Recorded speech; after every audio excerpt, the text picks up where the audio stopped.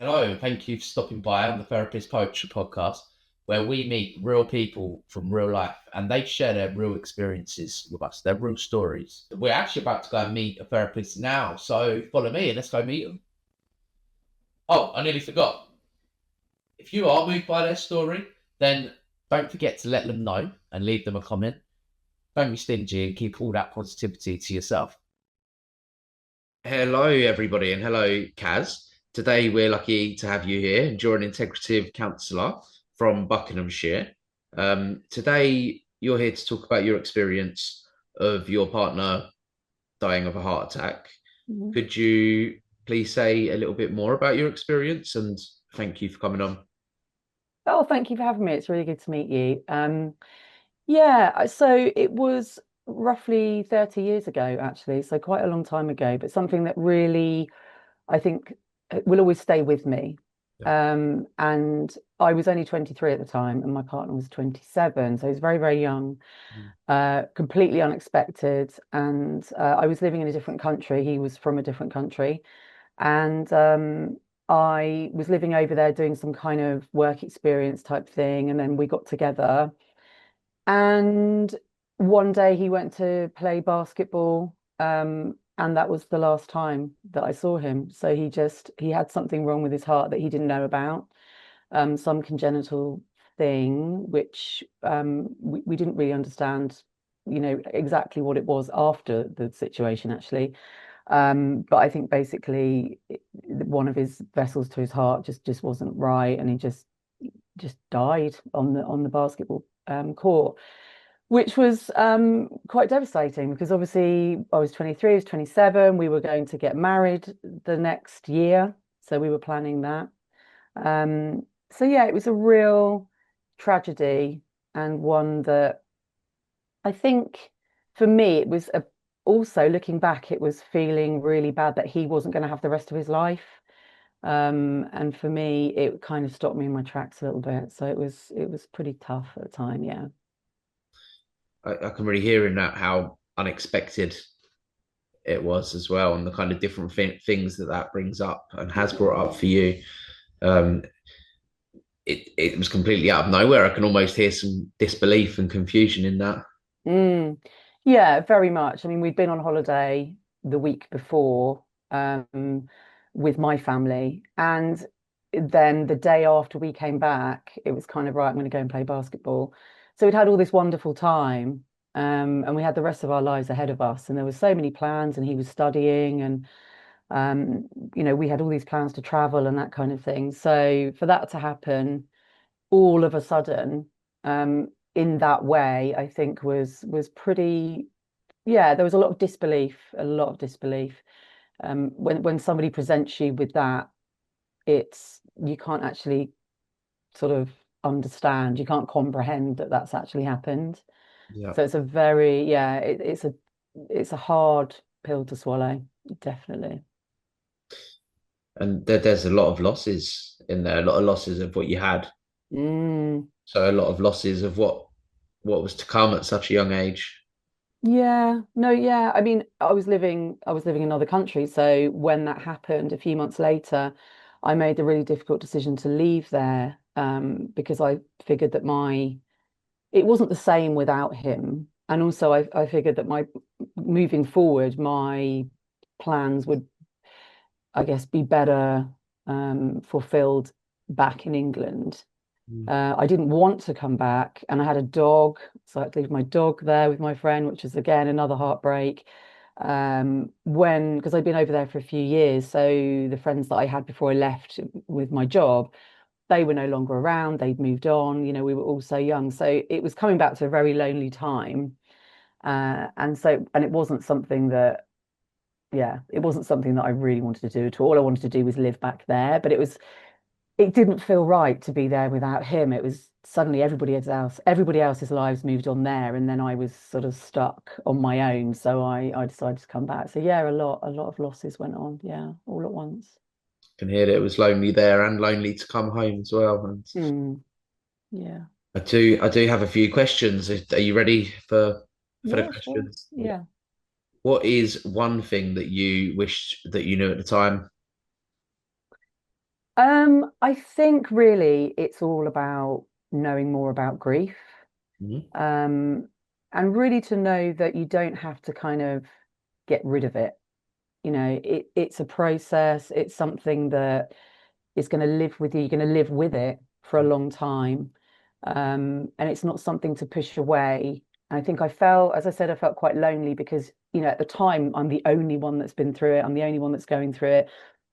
And, within the immediate circle of people that were there around me, I was the only person going through it. And so I think I needed to know that sort of to be devastated was okay and not to have to push through and not to have to be strong and carry on and do all of the things that, maybe people feel that they need to when they don't have somebody saying to them, just be fine, you're okay. You can be whatever you want to be for as long as you want to be.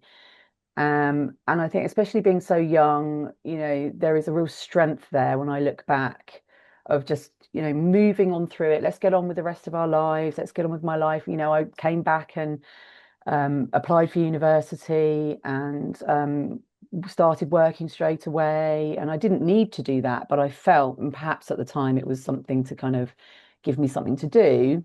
Yeah.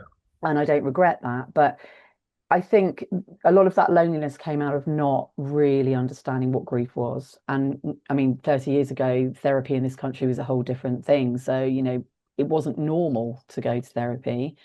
Um, so yeah, I think to know that there was more of a support there and to be told, look, let's just, let's take it slowly, let's work through it, let's hear the story, and to actually talk about it, you know.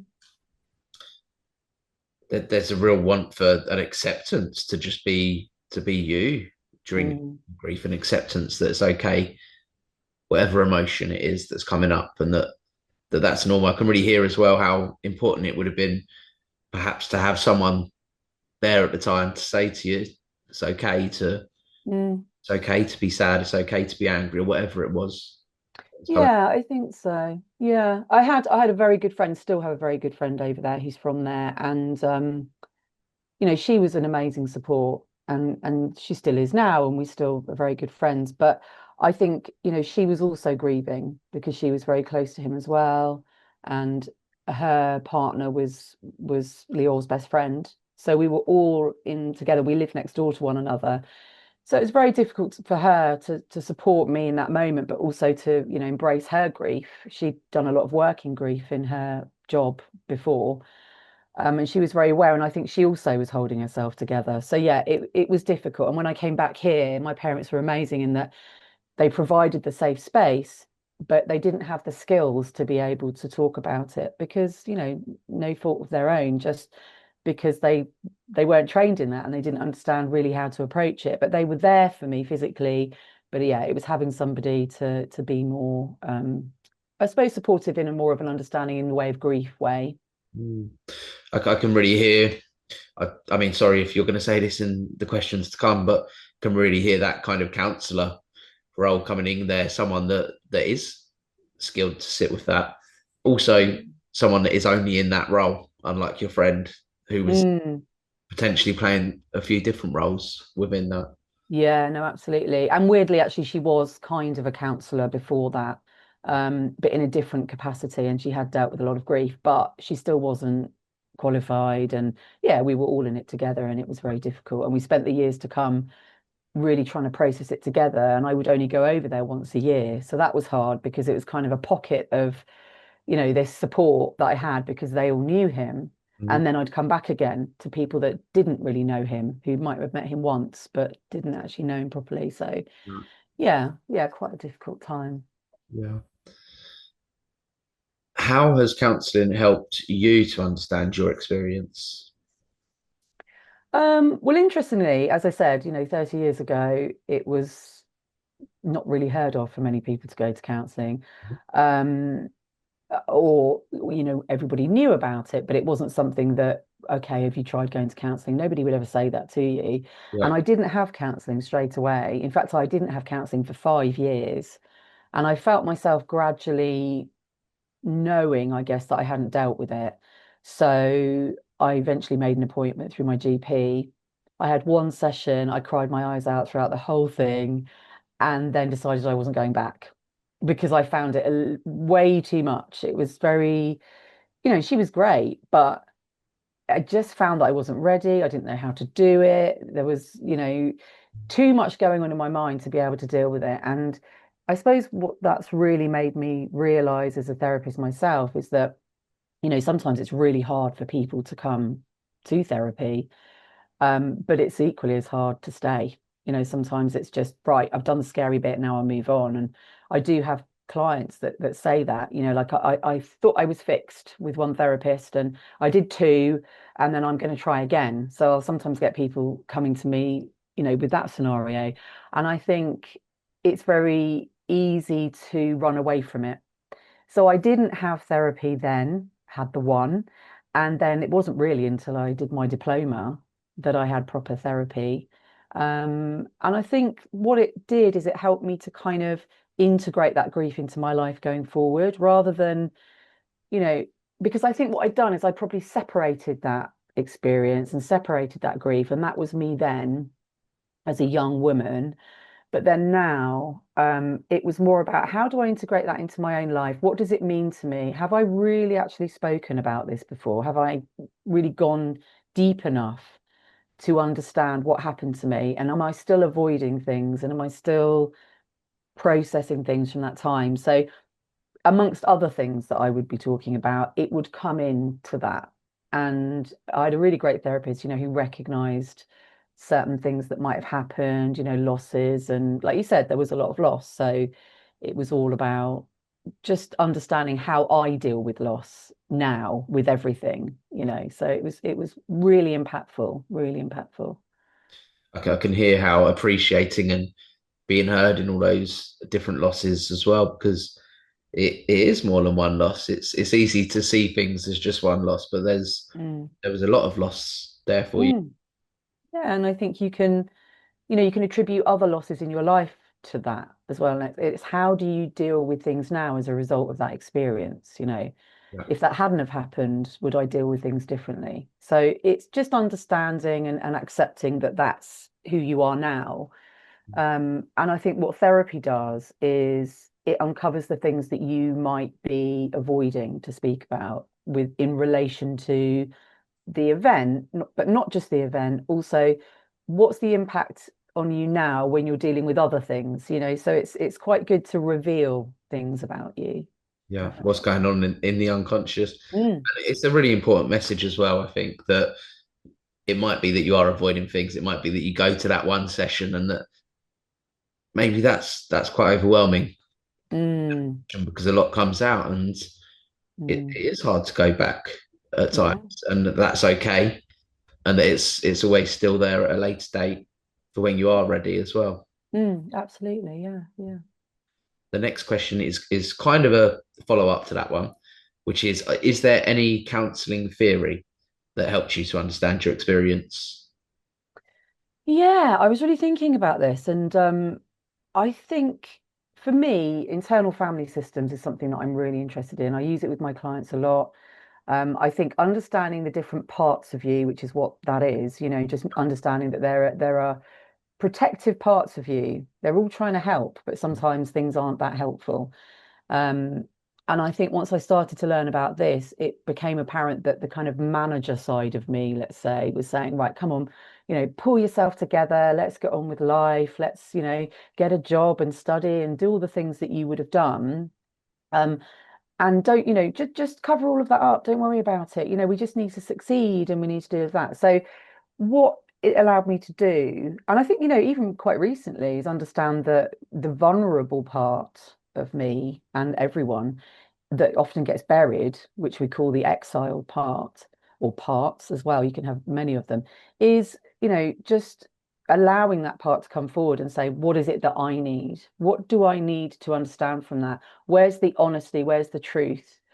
What is the fear and the shame and the grief? Where is it and what are we doing with it? And to actually, allow the vulnerable part to have a conversation with the manager part, if you like, and say, well, no, I don't need to get on with it. I don't need to do that now. I can just rest. you know. Mm. I always think of it, and I know I've heard this a few times now, depressed is deep rest. And I think it's really true, because I found myself in that first 5 years becoming, quite depressed, I think. Things didn't really matter. What's the point? Everything was kind of what's the reason behind things? Is something going to happen? Um, there was a sensitivity around males in my life because I thought, something was going to happen. And I think allowing all of that to play out and for you to sit with that by using internal family systems now with clients, I find it really, really powerful because we do bury a lot of things, and we don't understand that some voices are too loud and that we just need to quieten those voices down and allow for all the other parts to come forward and say, well, what is it that they need? So I think that was one theory, and the other theory was existential theory, which I really took to when I was doing my diploma. We did some on that. And it wasn't about finding answers. It was just about being able to ask the questions. And I realized, that my take on it was definitely related to what had happened. So I think those two theories probably stand out. And I mean, there's a mixture of all sorts of things that come into our work, and I do realize things as they come up in relation to this. But yeah, I think that definitely sticks out as one, well, two major ones really, but especially the internal family systems one, definitely, yeah. And with IFS, that manager part of you is important as well to acknowledge how it helped you and Mm, how mm. how that part does. It might not be helpful later on, but the reason it was there in the first place is because it was there to help, and maybe Yeah. the support system and those sorts of things weren't quite in place for you at the time to really feel everything that you was. So that manager part, it potentially came in to protect you from that at that time. Yeah, no, definitely. And I think that's what is very hard to sometimes understand that it's all there to protect you Yeah, and to try and help you move forward. And it really did help me. I got on with things and I worked through things. yeah. And gradually things started to kind of work themselves out. So yeah, it did help me at the time. And if you could please name one thing that had a negative impact on your experience. Ah, I think it was silence. Um, Silence from me, but also silence from other people. Okay. It's very difficult sometimes to, if you're not trained in listening and understanding and sitting with people's problems and grief, it's very difficult to know what to say. Mhm. And I really experienced that. It, a lot of people can be quite scared, understandably, of, this is presented to them and they just don't know what to say or they don't know what to do. So I think silence for me, because I didn't speak up and I didn't talk about it and I didn't tell people for a long time. And I think that's what caused more grief and loneliness because then I felt really isolated. So I think the one thing I would say would be silence, and not being able to articulate what it is that I wanted to say. I felt so deeply entrenched in all of those feelings and emotions that there was nothing to unpack it. And again, I think that's what therapy is about. It's just sitting with that and gradually, slowly, it doesn't have to be all at once, but just slowly unpicking it and working out what is it you want to talk about. And it might not actually be the thing. It could be something completely different. And then slowly the grief and the event can work its way out. So yeah, I think probably silence was a real negative. It's an interesting one because it's something that comes up quite regularly. And as you say, some people don't know what to say. And there was Mm. a part of you that was keeping silent there as well. And I wonder, looking back at it, what did you want? Did you know what you wanted people to say at the time?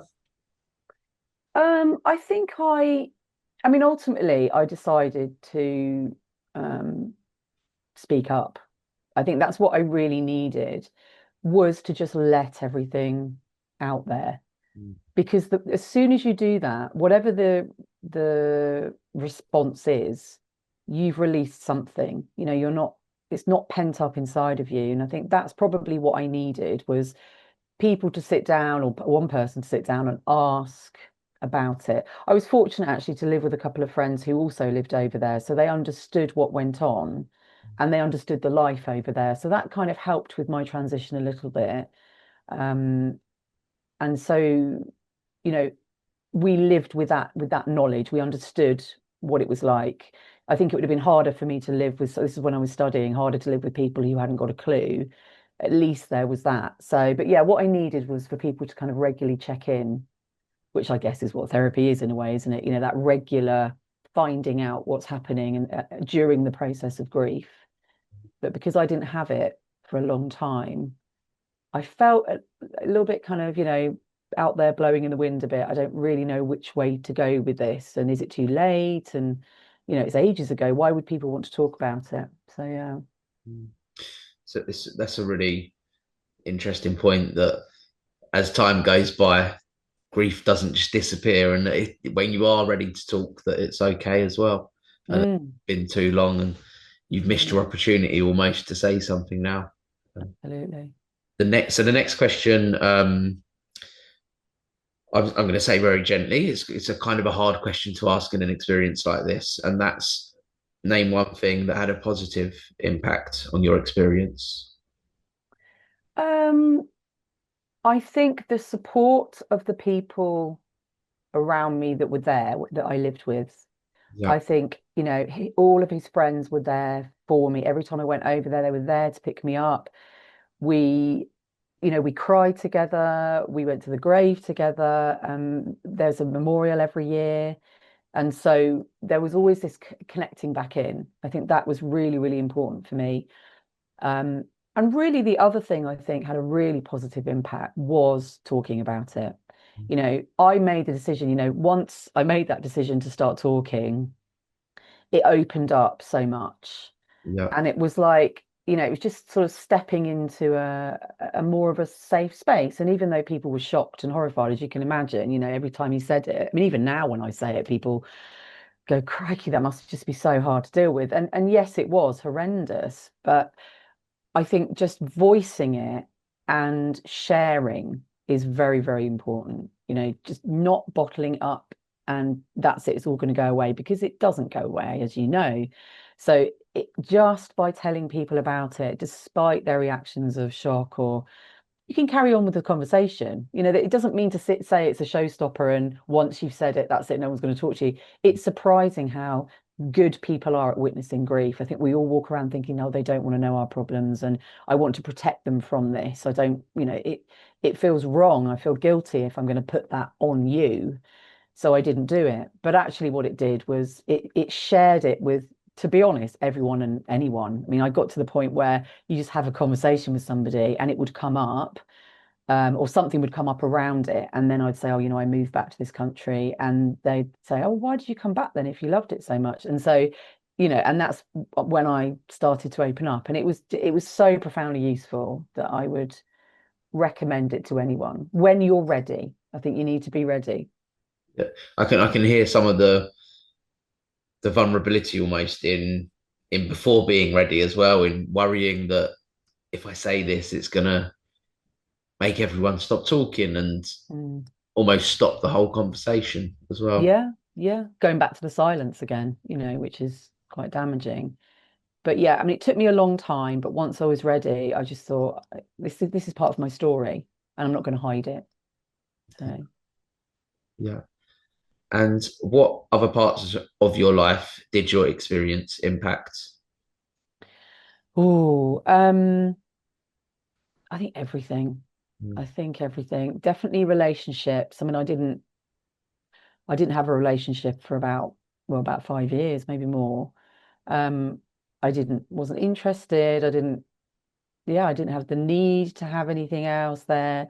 It also impacted who I was with after that, because I think perhaps after that long, it was like, okay, I'll have a relationship with somebody, but it wasn't the right relationship, so that wasn't great either. Um, I think it was, mm, it had definitely had an impact on how I see life.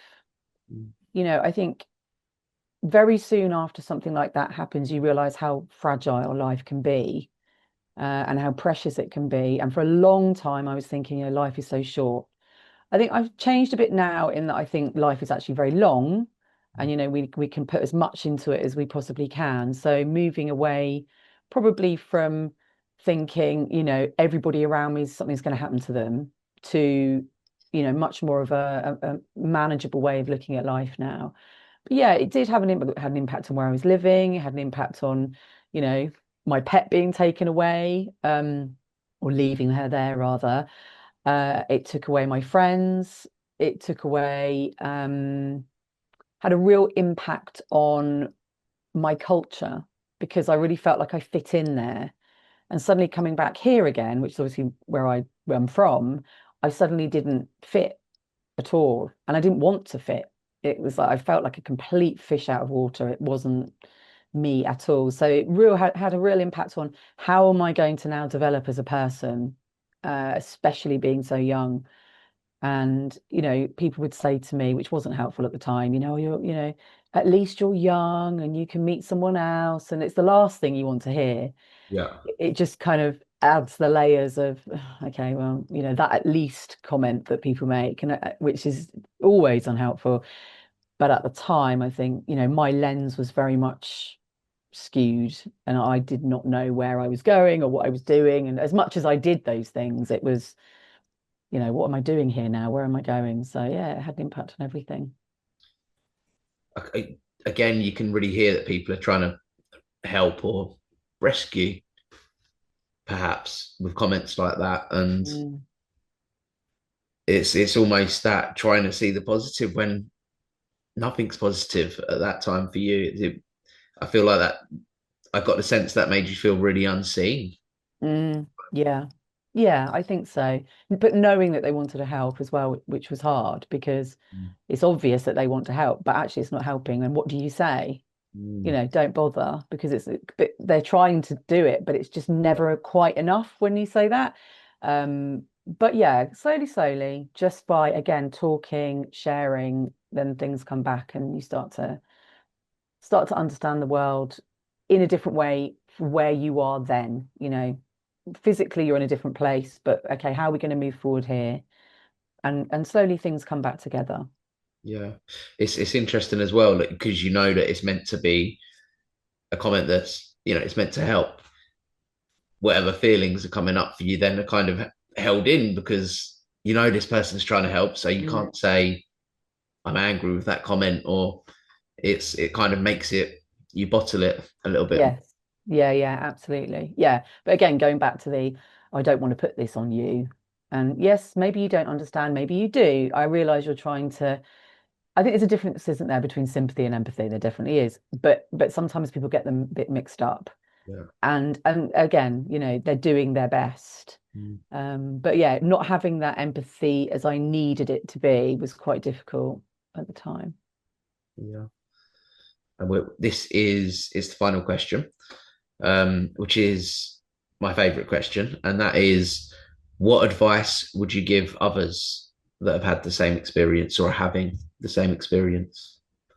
Yeah, I think such a difficult time, and what I would say is it's a very individual experience. Mhm. There's so many different griefs. It doesn't need to be about a person. It can be about lots of things, whether you lose a job, a relationship, a pet, whatever it is that you're losing. It's a very it's a very individual experience. And so I think what I would say is, treat it as an individual experience, and allow yourself to sit with that grief, allow yourself to be there. You don't have to fix it all at once. You don't have to get rid of it. Even if you go to therapy, you don't have to say it all at once. You can just walk alongside somebody else, and they will walk alongside you, and let them just listen to your story. People do want to help and do want to share, and I think it's knowing that is really important. And when you're ready, is to seek that help should you need it, and share with people around you as well. Really use people, because that's what we're here for. We're meant to live in tribes, we're meant to support each other. So stay there, just try to avoid withdrawing, is what I would say. Mm. Possible. That's really great advice, and just putting that advice into your story, and you can really hear why it's so important to be personal, and that's because so many losses come from your story that may not be in someone else's story. There may be different ones in there, such as moving country and how friends were affected and losing your pet as well. And all Mhm. of these things come from your individual story. And that's why it's so important to give people that space and yourself, for example, to see all of those losses Mhm. rather than Yeah. just seeing a loss as one thing as well. Mhm. Yes, that's right. And also to know that, to say, oh, people don't want to hear my story, I don't want to keep talking about it, is it's okay to talk about it. People do want to hear about it, and they do want to acknowledge your grief, and they're there to help. So yeah, absolutely. But very individual, and I think it's just allowing yourself to be who you are during this whole thing. And it can go up and down, as we know. It's not linear. Not suddenly you're going to be okay, and it's some days you might feel okay and it will come in waves. Sometimes you might feel devastated, and just allow that to happen. Yeah. Thank you so much for coming on. There's just one more thing before we go, and that's to hear your poem. Are you ready? Yes, yeah. Folior. The court fell silent. I was all sunshine, beer and cigarettes back then. 21 and in my prime. Hot skin in a July dusk. When you thrashed me at backgammon and let me fall asleep on you like we had all the time in the world.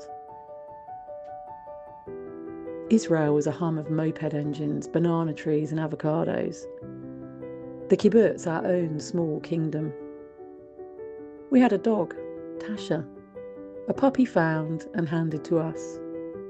Always up to something, but our follower and friend. We had cheap wine, sweaty bed sheets, mosquitoes in abundance, and plans. It was just a Saturday. You were digging through clothes, trying to find a pair of shorts. Your size 14 shoes waited by the door, like they were sure you'd be back. You kissed me, casual, as I watched TV with one leg tucked under the other. And you said, "See you later for dinner." And I said, "Have a good game." Just like that. Just like people say when they don't know they're saying goodbye. You passed your mum's window on the moped and called out, "Bye, Ema," like you always did. She waved. She had already lost so much. A childhood scorched by the Holocaust. A husband taken too young by the same thief. She didn't know she was waving to the end of her son. And then, on the basketball court, your beautiful, stubborn, oversized heart just stopped. No war, no violence, just silence. Just the sun, still shining. My friend appeared at the door. She sat quietly, hands underneath her. She was always cold. She was crossing her fingers. She already knew. A call, asking if I was alone. Yes, I said. I'm waiting for Leorg to come back for dinner. They came for me in the car. Your friends. One was crying on the step of the ambulance, like he'd been emptied from the inside out.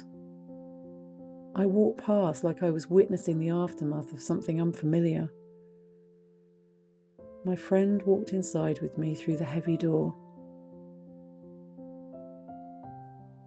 The tube was being lifted out of your precious mouth.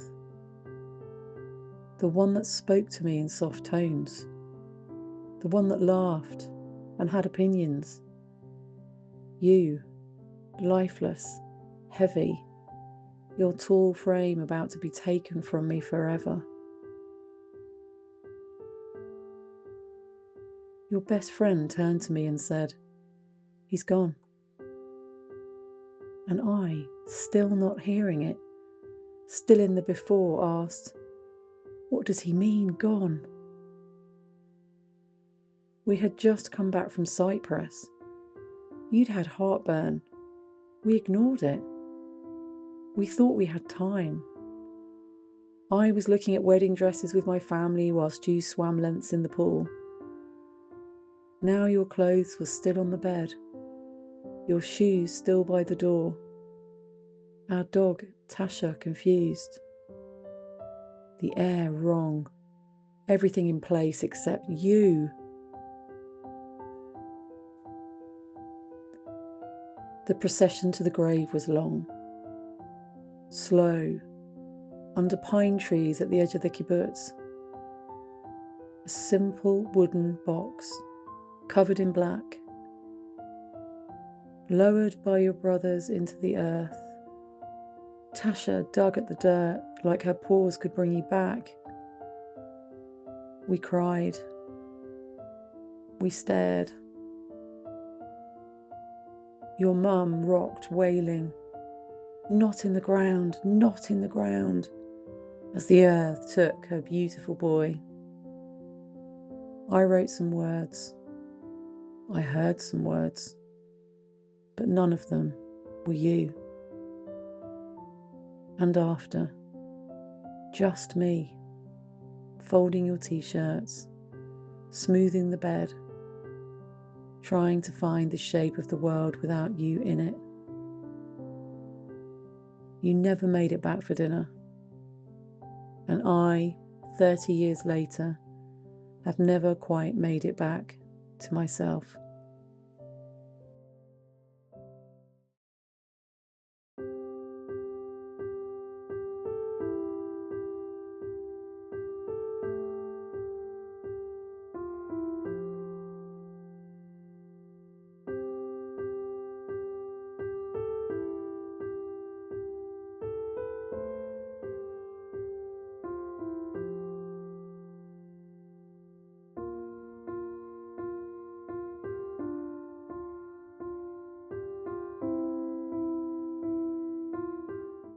Thank you for watching. Seriously, it means the world to me and our guests that you took the time to watch. Don't forget to hit that subscribe button because it really does help the channel to grow.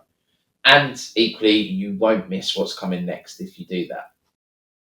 The aim of this channel and what me and the guests are trying to do is we're trying to inspire, and we're also trying to give other people a sense of belonging. And at the very least, we're trying to make other people feel seen and heard. And that's our hope with this channel. If this video spoke to you anyway, then please do check out our other videos just here. We will catch you in the next episode.